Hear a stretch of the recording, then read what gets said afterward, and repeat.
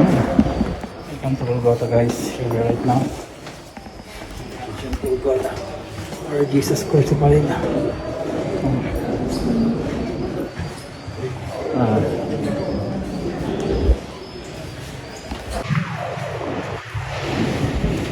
Hey guys, shalom guys. Welcome to Golgotha.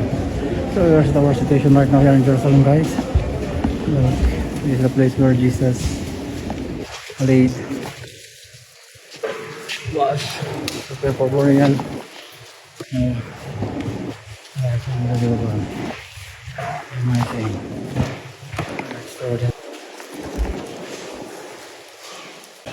Hey guys, shalom. Welcome. Let's go up to Golgotha, where Jesus crucified.